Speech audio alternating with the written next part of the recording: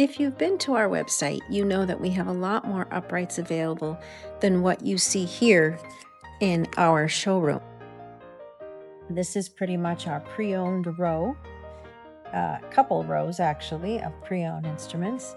We do have what I like to call an overflow showroom in the back where we keep pianos that are in line to be reconditioned. And so those pianos have been inspected, but they have not been gone through yet.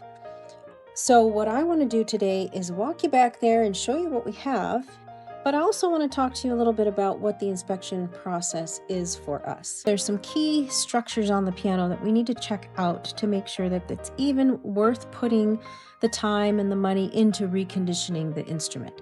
So we're going to talk about that today. Let's go take a look at the overflow showroom first.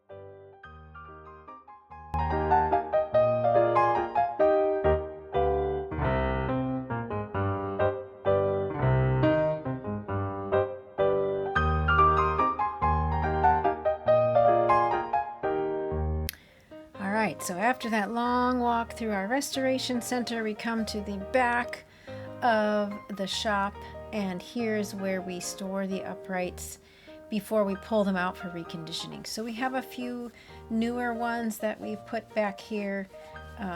It's a climate controlled space. There's not a lot of activity that happens back here, so they're very safe. And we do try to keep them dusted as much as we can because we do bring clients back here.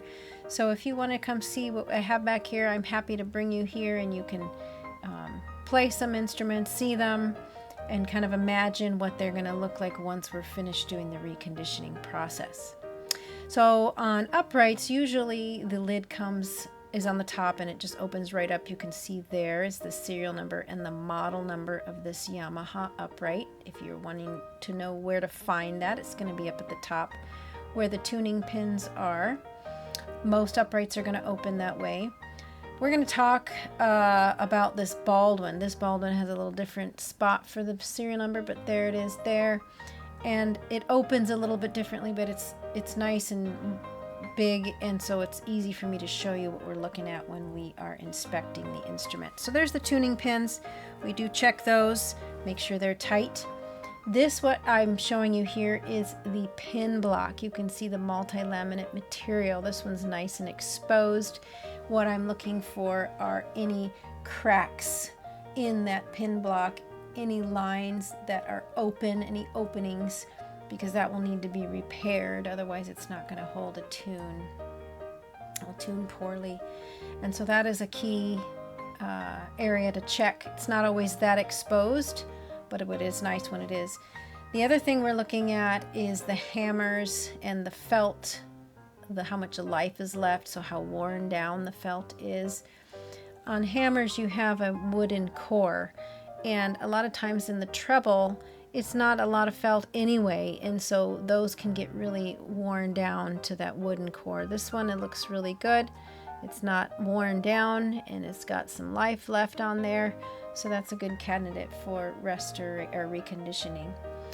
I open the bottom panel and I look at the bridges. This is the bridge right here. The strings are going over that bridge, and that's the bass bridge. You can't see it as well, but there's a bridge, a treble bridge.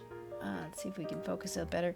In on there, underneath. I also look for strings if they're rusted. Here you can see this is pretty clean. And I'm looking at if there's any cracks in those bridges, splits, or any cracks or splits in the soundboard. And so you can see a little bit of the board there as well. You can also look on the back of the piano and get a good idea if the board is solid and sound. Cracks are repairable, but it's optimal if you don't find any.